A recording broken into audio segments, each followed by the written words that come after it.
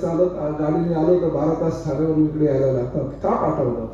फक्त आणि फक्त या जिल्ह्याच्या विकासासाठी. पण काय झालं, ह्या जिल्ह्याचा विकास का खुंटला त्याचं एकच कारण आहे, दोन भावांमध्ये असलेली भांडणं आणि दोन भावांच्या भांडणामुळे जिल्हा मागासलेला.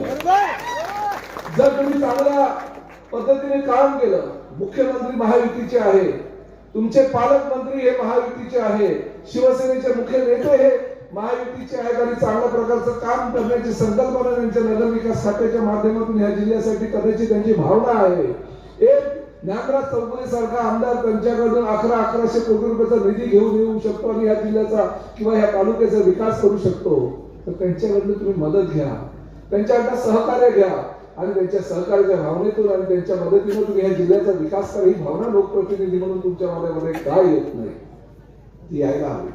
भावनिक आवाहन करून लोकांना मतं मागायची, निवडून यायचं, परत एक भावनिक आवाहन करायचं. या तुमच्या मोबाईल मध्ये छोटी छोटी रील्स टाकायची, छोटी छोटी रील्स टाकून मी अतिवृष्टीमध्ये एवढं काम केलं तेवढं काम केलं दाखवायचं.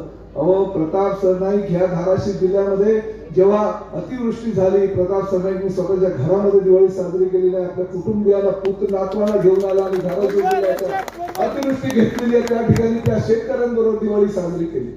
कारण त्यांची दिवाळी जर काळी आहे तर माझी दिवाळी सुद्धा पालकमंत्री म्हणून काळी व्हायला पाहिजे आणि ती काळी होऊ नये म्हणून मी माझ्या सगळ्या सहकाऱ्यांसाठी त्या ठिकाणी आलो आणि त्यांच्याबरोबर दिवाळी साजरी केली. मला आनंद त्या गोष्टीचा आहे.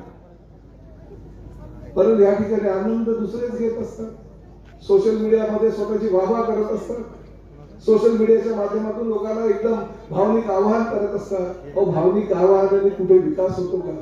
विकास करण्यासाठी एक तरुण तडकदार किरण गायकवाड सारखा